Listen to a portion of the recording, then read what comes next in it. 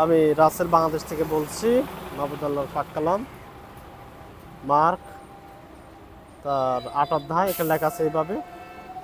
পরে আবার একদিন অনেক লোকের ভিড় হলো, এই সব লোকদের কাছে কোনো খাবার ছিল না বলে ঈসা তার সাহাবীদের ডেকে বললেন, এই লোকদের জন্য আমার মমতা হচ্ছে, কারণ আজ ৩ দিন হলো এরা আমার সঙ্গে সঙ্গে আছে আর এদের কাছে কোনো খাবার নেই।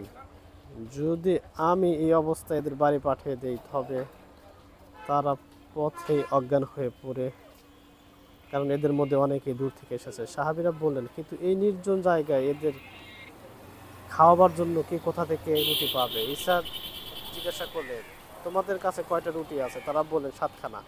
তিনি লোকদের মাটিতে বসতে হুকুম দিলেন। পরে সেই রুটি 7খানা নিয়ে তিনি আল্লাহকে শুকরিয়া জানিয়ে ভাঙলেন এবং লোকদের দেবার জন্য সাহাবীদের হাতে দিলেন, আর সাহাবীরা তা লোকদের হাতে দিলেন। সাহাবীদের কাছে কয়েকটা ছোট মাছও ছিল।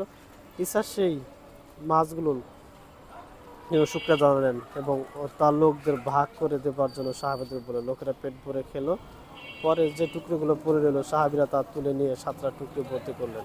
কম বেশি 4000 লোক সেখানে ছিল। এরপরে তিনি লোকদের বিদায় দিলেন এবং সাহাবীদের সঙ্গে একটা নির্জন নৌকায় উঠে দোলমনুথা এলাকায় গেলেন। সেখানে ফরিসীরা এসে ঈসার সঙ্গে তর্ক করতে লাগলেন এবং তাকে পরীক্ষা করবার জন্য বৃষ্টি থেকে কোনো একটা চিহ্ন দেখতে চান। এতে গভীর দীর্ঘশ্বাস ফেলে বললেন, এই কালে লোকেরা চিহ্ন তালাশ করে কেন? আমি আপনাকে সত্যি বলছি, কোনো চিহ্ন এতে দেখানো হবে না। তারপর তিনি তাদের ছেড়ে আবার নৌকায় সাধারণ করার কথা বলেন। তাদেরকে সাহায্যের আশীর্বাদ কামনা করে মহানবী নামক এখন কবুল মঞ্জুর করো। আমেন।